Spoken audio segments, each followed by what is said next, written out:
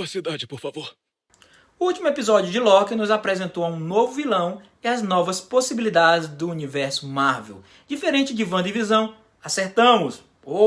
E descobrimos quem estava no castelo no fim dos tempos. Ajuda o canal deixando seu like, se inscrevendo. Obrigado e vamos para a análise do episódio e vamos descobrir quem é Kang, o Conquistador, e o que no futuro da Marvel nos reserva. Oizinho. Você de novo. Logo no início, a Senhora Minuto dá as boas-vindas aos dois Lokis, Sylvie e o nosso Loki, aonde? Na cidadela do fim dos tempos. O sinistro reloginho laranja, que está sempre sorridente, diz que ele está impressionado e espera os Lokis para uma conversa e uma proposta. E ele quer oferecer um acordo a vocês. E quem é ele? Ele é aquele que permanece. Ele criou tudo e ele controla tudo. Quem supostamente criou tudo e controla tudo? No fim, só existe aquele que permanece. Por que demorou tanto? Desculpa, tive que resolver algumas coisas, mas... Temos uma rápida conversa de Mobius com a juíza. Então você vai me podar? Gosto dessa ideia. Mas sabe, meus padrões podem ser um pouco maiores nessa área. A juíza acaba subjugando Mobius e some. Com certeza, ela vai atrás de uma das variantes do Kang, o Conquistador. Presta atenção. Vou atrás do livre-arbítrio. Por quê? Porque temos finalmente a revelação. Que doideira.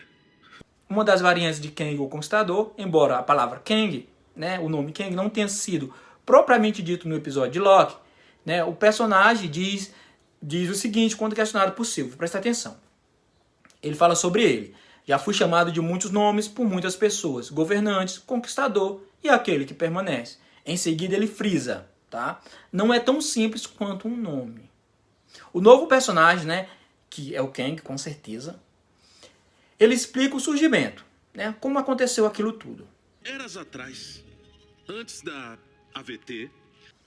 O novo personagem que explica o surgimento de aquele que permanece, com uma variante cientista na Terra do século 31, descobriu que havia universos sobrepostos ao dele.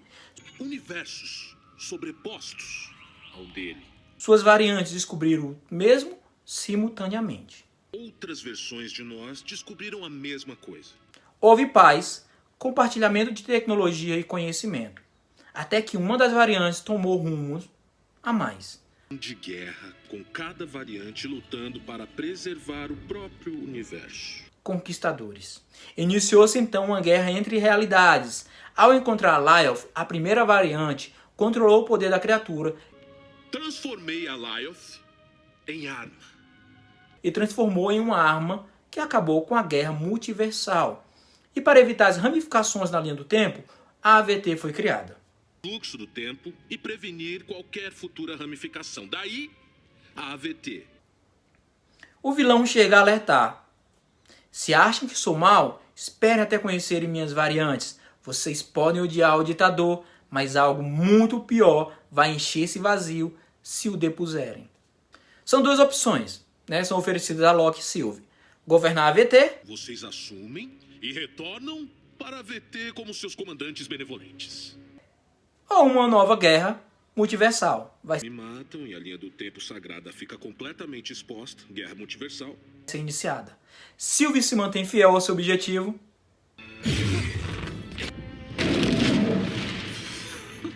E acaba matando a variante de Kang.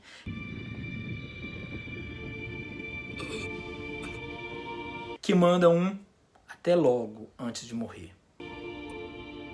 Até logo. É justamente por isso que ele permanece. Embora essa variante tenha morrido, existem diversas espalhadas pelo multiverso. E como ele bem disse, não tão boazinhas quanto essa que conhecemos em Loki. Uma delas definitivamente é Kang, o Conquistador. Sylvie, antes de matar Kang, envia Loki de volta para a AVT. E lá ele percebe que tem algo muito errado acontecendo. Você é de qual divisão mesmo? Do que você está falando? Quem é você? Qual é o seu nome? Tropas... Mobius não lembra dele, ninguém lembra dele. E nesse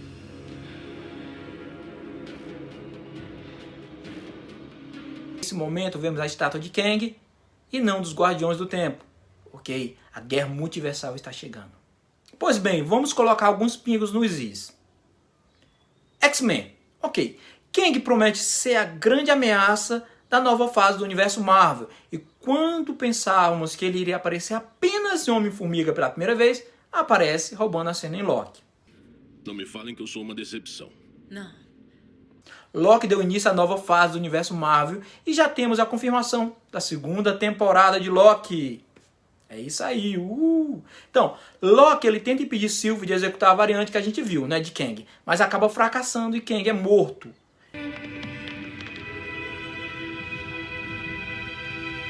Então, em seguida, é possível ver a linha temporal do MCU se dividindo em várias ramificações, ou seja, universos alternativos. Por que eu estou falando isso novamente? Por um motivo. X-Men. Então, se considerarmos os projetos futuros do MCU, como Homem-Aranha, né, agora em dezembro, onde provavelmente teremos versões alternativas do Homem-Aranha, né, ou no Doutor Estranho no Multiverso da Loucura. Multiverso da Loucura. O nome já denuncia tudo o que vai acontecer, né? Já é muito perceptível. Então, o multiverso vai ser o centro de tudo ali. Então é mais do que óbvio que a introdução dos X-Men na Marvel Studios vai ser o multiverso. Um universo alternativo. Muitos fãs já se preocupavam em como o estúdio iria encaixar os X-Men nesse universo, já que, diferente de Homem-Aranha, do Quarteto Fantástico, os X-Men eles são peculiares, né? Dentro 2000 anos depois. Dentro da HQ, dentro do comics. Tá bom. Então, como o MCU ele foi construído dando ênfase e foco nos Vingadores e sem intenção nenhuma de mencionar os mutantes, direitos autorais, aquela coisa toda, né? Seria bem estranho se ele simplesmente aparecesse naquele universo. Felizmente, Loki chegou para mudar tudo, toda a estrutura do MCU, o que permite que os X-Men e a raça mutante, né, simplesmente venham de outra linha alternativa temporal. E quem é Kang na Marvel? Kang, o Conquistador, é um dos personagens do universo Marvel, suposto descendente de Nathaniel Richard, que é pai de Reed Richard, do Quarteto Fantástico. Ele também pode ser considerado uma das contrapartes futuras do líder do Quarteto Fantástico, embora haja especulações de que, na verdade, ele seja parente do Doutor Destino, como sugerido em uma de suas primeiras histórias. Inimigo dos Vingadores e do Quarteto Fantástico, ele também é um déspota temporal. Sua versão jovem se tornou o Rapaz de Ferro dos Jovens Vingadores. Vejam, Kang entrando dá uma vasta gama de opções para todo o universo do MCU. A história de Kang começa em uma terra alternativa no futuro diferente da Terra. A nossa Terra aqui é a 616, que é o lado dos super-heróis originais da Marvel. Identificado como Terra Alternativa 6311, como uma história na qual não houve uma Idade Média. Assim, o pouso na Lua teria ocorrido em meados dos anos 900 depois de Cristo, 1000 anos antes do que deveria ter ocorrido, né?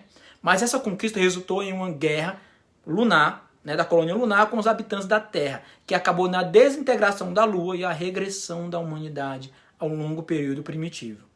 Foi essa situação caótica que o pai de Reed Richard, Nathaniel Richard, encontrou ao chegar no planeta, né, no ano de 3025 de sua história. Determinado a ajudar o planeta a voltar ao período de paz, ele usou seu conhecimento científico nessa empreitada. Mas foi enganado pelos habitantes que não queriam a paz, e sim a guerra.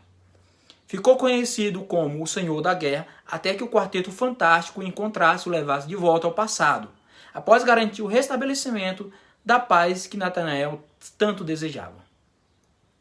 O ser que se tornaria Kang encontrou o aparato científico deixado por Nathaniel e construiu uma máquina do tempo em forma de esfinge e acabou retornando ao Egito Antigo, onde adotou o nome de Faraó Ramatut.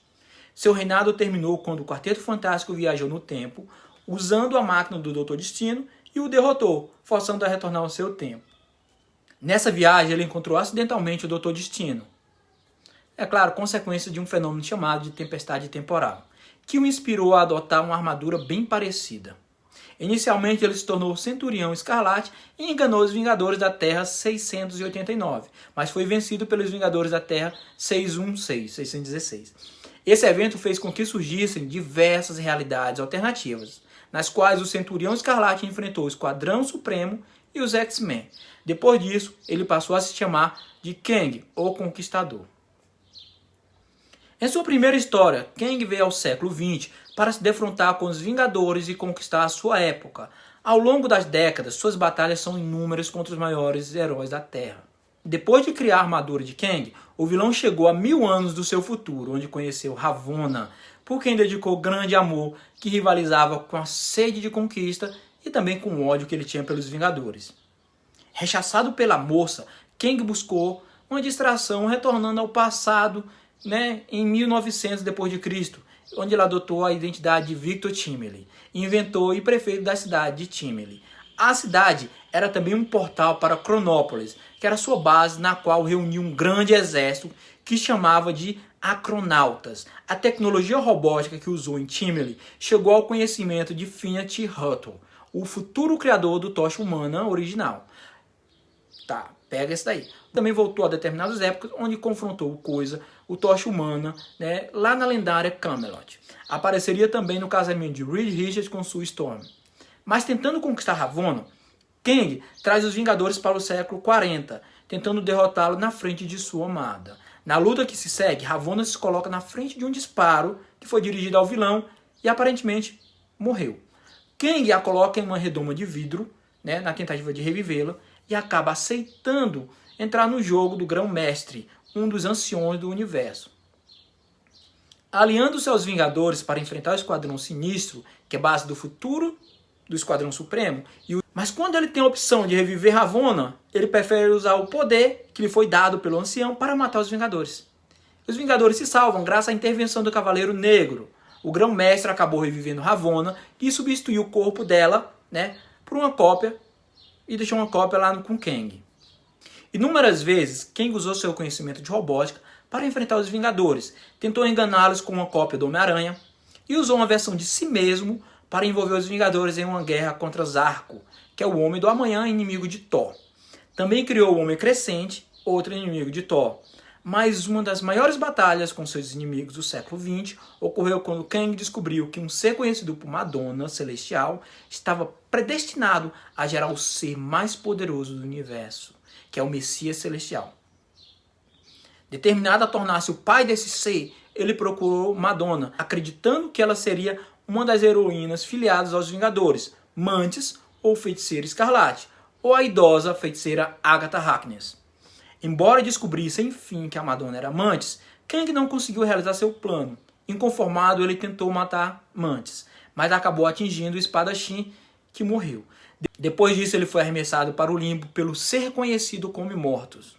Esse ser era, na verdade, uma contraparte do Kang, a futura, enquanto Ramatut era a passada. Utilizando o equipamento de Imortus, Kang descobriu suas inúmeras contrapartes nas terras alternativas. Tentando voltar a ser o único Kang, o vilão criou um conselho de Kangs, para que os mesmos ajudassem a eliminar suas duplicatas. Durante a saga Vingadores Eternamente, Kang aliou-se aos Vingadores numa luta contra Imortus, determinado a derrotar sua versão futura. Na batalha que se segue, ele consegue criar uma nova linha temporal na qual ele não se tornará Imortus e parte para outras aventuras. É isso aí. Logo veio para dar o pontapé inicial na nova fase da Marvel e trazer novas possibilidades. Muito obrigado por assistir um vídeo até aqui. A sua ajuda é essencial para o canal crescer. Deixe o seu like, se inscreva, comenta aqui o que você achou do episódio final de Loki. É isso aí. Eu sou o Jota. Nos vemos na próxima. Fui!